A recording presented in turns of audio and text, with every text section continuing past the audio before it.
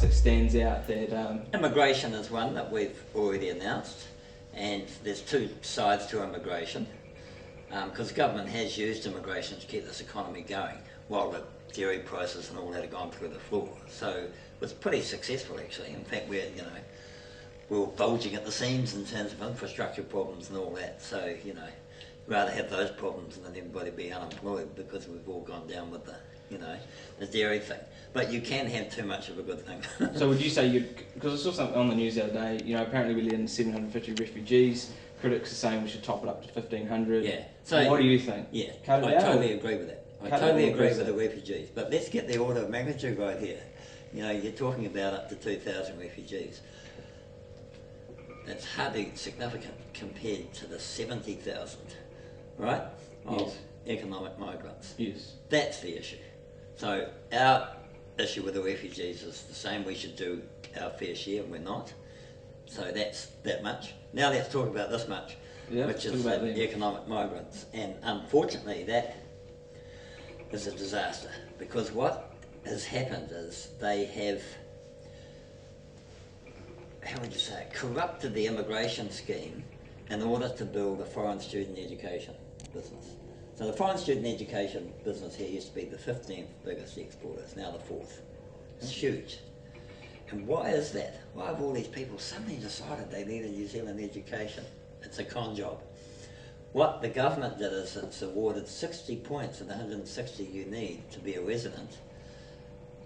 You get 60 points if you're already here. Mm-hmm. So all these guys, and there's an infinite number of them, right? Foreigners want to come here. Oh Christ, I've got to get there. So how do I get there? Well, we've got a deal for you. Just over here, if you just enroll in our shonky foreign student education sector, we'll give you a degree in doing your own hair, right? If you just enroll in that, then basically you get 60 points. Mm. So you qualify for, residency status. I know a lot about this stuff because we've got contacts in this. I know people who are doing exactly this. A lot of so they come in, education agencies. They enroll for a course that they're not interested in at all, and they keep that going because after a few years that qualifies them puts them at the head of the queue with those 60 points for residency. So we have gone from using, highly skilled, talented migrants to increase your and my income because they generate work and, We've gone to all these, nobody, there's no contribution being made by them, And the system's corrupt all the way from the officials forging forms back in India to qualify to the polytechs here who are forging the exam results. So they know it too. They know they're doing this. This is a loophole. And the bank clerks are doing it as well to forge the guy so the guy looks as though he's got enough money, right, to sustain himself. So we have a corrupt supply chain from beginning to end. Right? So this shonky foreign student sector is a sham. And the government's so proud of it because it's now our 5th biggest exporter. You exposing this though, there are going to be a lot of people getting in the way of this. Are you saying you'd change the point system? Or totally. I'd get rid of the 60 points for being here. You can stick that where the sun don't shine. The criteria for economic migrants should be this. If your presence here increases the incomes of New Zealanders, welcome. If it doesn't, we'd love you to visit, but see you later. Well, but that at the moment it's currently the other way around. It's how much money you got and like you said, what education you're going to go in or what can you study and what you'll bring in terms of their educational monetary value. Yeah, but all I'm saying is those people are coming out, as I said you, with a diploma in doing hair or something, and they're regarded as skilled migrants. Are you kidding me? They're under the average wage. They're just ticking a box, really, aren't they? It's complete, and that's been generated by the key government's done that. And that's another thing I'd smash it. Smash it out the water. You better would, straight away. We don't want that sort of migration.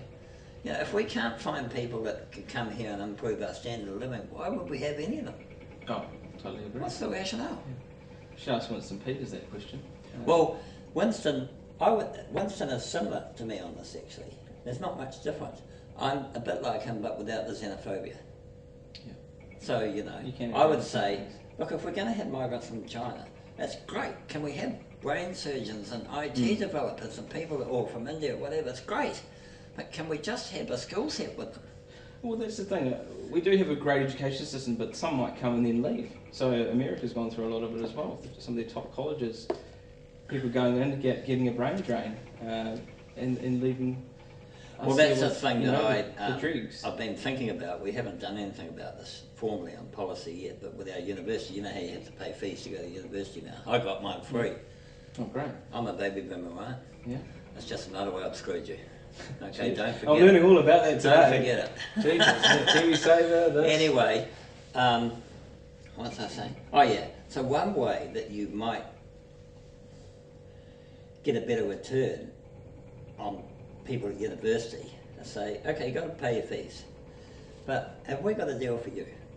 If you work in New Zealand, in the field that you've got your qual in, for 4 years, you get your fees given back to you. It's great, because what is the incentive to stay at the moment? Because otherwise we we train people like that. We'll see you later. Yeah. And the thing is, a lot of Kiwis, because you're probably brought up in a small town or wherever, a lot of them do travel. You've travelled around the world. A lot of Kiwis are known for being, travellers and doing all sorts of tiki tours across the world.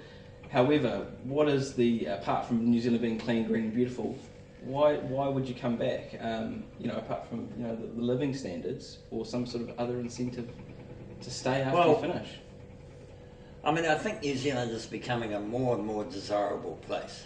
I don't think there's any doubt about that, given all the turbulence overseas. And if we can use our natural capital, our environment, to generate, income, basically, which you do by, if you protect it and enhance it, then what does Sir Paul Callaghan said? He said, make New Zealand a place where talent wants to live. And we, and so you get the sort of people, what's talent? Talent are people that create jobs. And you've just seen this with the Peter Thiel thing, Now there's aspects of the Peter Thiel deal that I actually really like. The man's generated hundreds and hundreds of thousands of jobs around the world, come on. Yeah. Of course we should have, but I don't like is, hang on a minute, he's not going to be paying his taxes here though, is he? No. Well, that's not on. If you're a New Zealand citizen, this is your tax base. Nowhere else. So if we can do this properly, make New Zealand a very desirable place to live, which is not far off. It's a long way away, it's peaceful, and if we can get our environment even better, our sustainability, if we can restore honesty in our climate change policy, then we go market to those sort of guys and say, come to New Zealand, we're not opening the door to everybody, but if you come to New Zealand, we'll give you citizenship eventually, but you will be a New Zealand taxpayer. So I'm a bit ambivalent about this dual citizenship thing. You can be a citizen of more than one country. I mean, the Americans don't like it. The Americans say, if you're a citizen of America, you will pay taxes here. We don't care where else you are. Well, I think we should do that too. You're a citizen of New Zealand, you will pay taxes here on all your world income. Well, that would bring a lot more money back to New Zealand, especially for some of the likes that you're mentioning. But then again, that's another policy change that doesn't exist. There's not too many policies there that I'm not changing, but That's we what want say. progress. Otherwise, you have the status quo of same old. Okay, is Labour in charge now? Now it's National, now it's Labour, and still nothing's happening. And all the time that we're doing this, we're fiddling while Rome burns. Inequality's just going like this in New Zealand. That's not the New Zealand I want. It's scary to think too, if you weren't doing anything, who the heck else is? The other people that are in charge at the moment, they don't really have policies like this. They haven't talked about it. Keys obviously. But that's not how politics works in New Zealand. Politics is all about career. Well, and exactly. So look at Winston, he's been here 150 years, or how long he's been, 40 years, 30 years. I mean, those career politicians, it's all about a job. So you made the comment earlier, and I agree with it 100%, is that MP should be paid the average wage. No more. Some of them might not want to be there anymore though. Oh, wouldn't that be a job? Wouldn't that be a tragedy? So you'd get fewer taxi drivers with loud mouths in Parliament. I think that would be a quantum improvement. Yes. I mean, I totally agree, and it's something I've always, I wouldn't say admired, but with Trump, you know, he's coming to it with money, but he pays himself $1, and you said you're getting super in 2 years and you don't want it. I mean, you're purely going in for this, for change, to I'm going make New into Zealand this a better because place. I've spent my whole life working on New Zealand policy and the economy, society and policy. I've written books on it. I know what we need to do to make progress. So I can either go and enjoy the life of Riley because I've got enough money to do that, or I can give this a fling and see if there's enough New Zealanders who support it. And if there's not, well, I've got a lovely life anyway. So it's not that I don't care, I do care. But at the end of the day, it's the people's decision this, whether they want to do something, you know, whether they really want to strike out and get some progress here in terms of reducing inequality and poverty and all the rest of it. So I'm just giving them that opportunity.